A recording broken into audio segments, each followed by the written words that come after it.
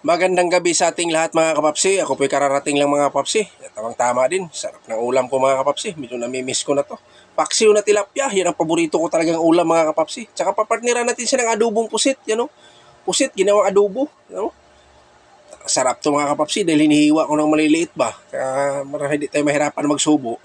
Yan po mga kapapsi o. Talagang tinikman ko na talaga agad yung pusit eh.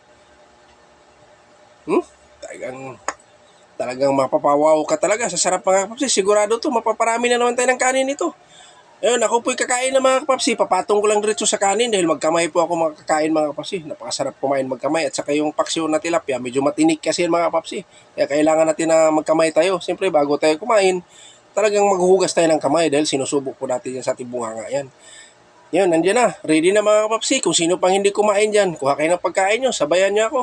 Napakasimpleng ulam lang sa hapunan mga kapapsi, pero para sa akin ay napakasarap na. Yan o. Paksiw na tilapia. Ulo talaga inuna ko mga kapapsi. Dahil pinakadabis talaga sa paksiw, ulo. Yan, pinakamalasang malasat. Dyan yung taba. Yan o. Yan ang extra pang pagana natin sa pagkain. O sa ano pa, extra pang palasa. Ayan. Yan po mga kapapsi, ako po yung nagkakamay na. Yan o. Dahil medyo natatakam na ako sa paksiw mga kapapsi. Matagal-tagal na rin ako hindi nakakain ng paksiw. Ano? Paksiw na tilapia. Mataba yung mga kapapsi. Paksiw adobo. Ano? Saka adobong na pusit mga kapapsi. Ano? Madalang ka lang kasi ngayon makakita ng pusit sa palengke. Kaya hiniwa na lang para medyo dumami siya. Ilang piraso lang po yung nabili natin dahil may kataasan na presyo yung pusit po kasi mga kapapsi. Lalo na dito sa amin, dito sa Maynila. Talagang alam naman yung mga bintahan dito pag dito sa Manila. Yan, paksiw mga kapapsi. Kaya nagkamay ako dahil alam nyo man yung pagtilapia, medyo matinik yan. Kailangan dandahan tayo at ingat din tayo kasi mamaya baka sumablay tayo. Yan.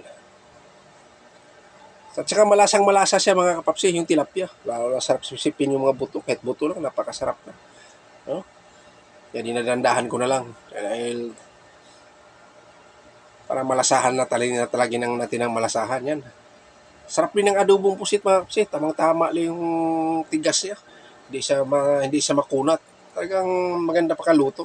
Kasi ang pusit kasi mga kapsi sa sikreto lang diskarte yan sa pagluto. Huwag naman yung pakuluan ng pakuluan yan. Parang guma yan. Hirap mo kainin yan. Kailangan pag marunong ka yan, pagkulo, sabay timpla ng mga ricados. Maya-maya konti, hango na. Huwag mo nang ibabad talaga nga, palambutin mo ng palambutin dahil yung bangus, yung pusit, hindi yan lalambot.